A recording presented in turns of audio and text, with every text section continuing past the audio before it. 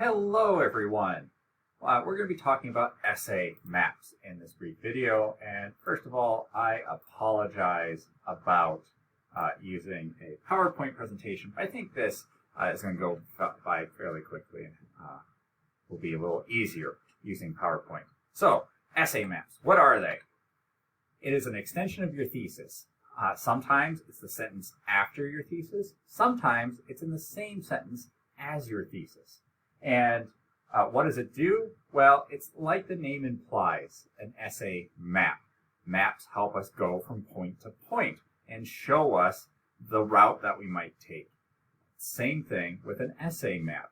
It tells the reader in what order are you going to visit what points. And so it gives them an idea of what it is, what major points you're going to touch on as you discuss the main idea of your thesis.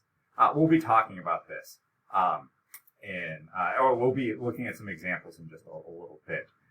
But one thing to keep in mind is that these are more specific than your thesis, because put together, all the things listed in your essay map equal the main idea. So it's your main idea split up into smaller ideas. Okay. Why do we even care? Why do we want to use these things? And for one, it shows your reader that your organization, your paper is organized. And that's a benefit to them because they don't have to wonder, well, what is this paper going to talk about? I know the major idea, but what are the still important ideas that all equal that major idea? And this spells it right out for your reader. They know that first you're going to talk about this topic and this topic and this topic, and all together they equal your thesis's main idea. It also helps you stay on topic as you write. You can either add your thesis, write your map before writing the rest of your paper, or you can do it afterwards. And it's up to you in what order you want to do this. If you write your map before writing the rest of your essay, it helps you stay on topic. Because you say, okay, first I'm going to talk about this. Then I'm going to talk about this other thing. Then I'm going to talk about this third thing. Or you can write your paper and then go back and write the map, because then you know it's going to line up. So you can play around with this. Write it beforehand and help it guide your writing, or write it afterwards when you know what those major points are that you've talked about. Here are some examples, and this will illustrate the more abstract things I was just talking about. So here we have an example of a thesis followed by an essay map. The thesis is over here, and the essay map is the rest of it. So, the death of a close person can be a very traumatic experience for us. So this is the thesis. This is the main idea of the paper. It's talking about death of those who are close to us and how that is a traumatic experience. The next sentence, the loss is a complex combination of anger, sadness, and helplessness. This is our map. This breaks down the main idea of the paper into smaller bite-sized pieces. So we have a traumatic experience. Okay, what kinds of traumatic experiences?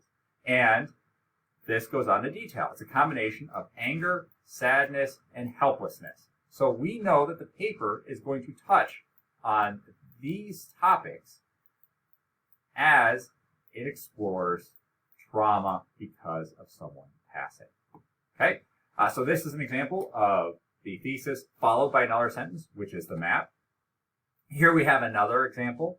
This one, the thesis and the map are in one sentence. So identical twins share a strong bond, yet they have a need to assert their independence, express their individual tastes and style, and seek their own destiny. So here we have identical twins and how they have a strong bond, but that's not really what the paper is going to focus on. Instead, the focus is going to talk about how twins need to express themselves in different ways. And the different ways that this paper is going to discuss is through their independence, their individual tastes and styles, and their own destinies. So here you can see that the map and the thesis work together, because without the map, the thesis would just be this: identical twins share a strong bond, yet they, right? So we know it's twisting towards something else, but we have no idea what it is, and that's where the map comes in and points out all the different ways that twins differentiate from one another. Okay, let's look at another one. This is another combined one. Lying can sometimes be a positive attribute. Oh, we've got a little bit of a typo there. Can be a positive attribute, for it shows our concern for others' feelings, acts as a way to hide our low self-esteem, serves as the means of protecting loved ones, and allows us to entertain others. Okay, so in this case, we know that the main idea of the paper is that lying can sometimes be a positive attribute. How? What kind of positive attributes? Well, it shows concern for others' feelings, hides our low self-esteem, and serves as a means of protecting loved ones, allows us to entertain others. So you can see that these 4 ones are positive attributes that are then given to lying. So through lying, there are positive attributes. What kind of positive attributes? And we have these. So for this paper, you would have multiple paragraphs or sections. One of these does not equal one paragraph. It might be several paragraphs of your paper detailing each one of these. So that's one thing to keep in mind, is that the points that you put into your paper in your map are not a paragraph each. It could be a section of your paper, 3 or 4 paragraphs for each one of these, depending upon how long your paper is. Okay, let's look at a couple more here. Communication, respect, caring, and commitment are the 4 most crucial ingredients for a successful relationship. What makes this one unique? We actually get our map first. Okay, the 4 most crucial ingredients for a successful relationship. So what are those ingredients? Well, this actually starts out with them. So here we start the map of communication, respect, caring, and commitment. That's the map. We have no idea what the main idea is, though, right? And we need the second half of this to detail that these are part of a successful relationship, and here they are. Okay, a couple more here. To understand the growing problem of failing students, we need to examine 4 common causes of procrastination. So this is our map, this is our thesis, and then our map is here, okay? What are the causes of procrastination that is causing students to fail? Fear of failure, fear of disapproval, lack of motivation, and failure to confront other situations. This one, we have a list, and it's introduced by a colon, which is how you can introduce lists, but that's what makes this one notable. Let's see if we even need to go through the last one. Yes, the last one. This is a profile type thesis that combines both the thesis and the map. So this is a good example of what you might use for your thesis essay. So, your thesis essay, your profile essay. Oh, my language is failing me. In Jim's 20-year career in the military, he learned respect, teamwork, and dedication. So here we have who you interviewed. It'd be nice to have the last name. That's an example, so whatever. So we have the interviewee's name, what it is that they're talking about, the 20-year career in the military, and what he learned during that 20 years in the military. It's not covering all 20 years of his career in the military. That would be too much. Instead, it's what he learned during his military career: respect, teamwork, and dedication. So here we have who we interviewed.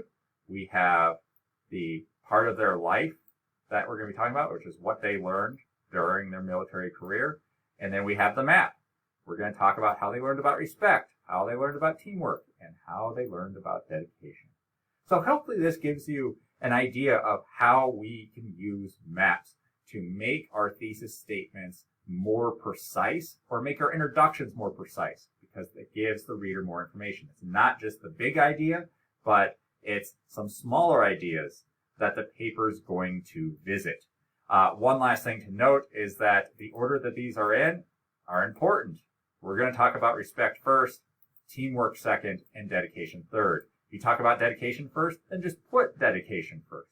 It should match the order of the points that you are making as you go through your paper. If you have any questions about this, of course, let me know.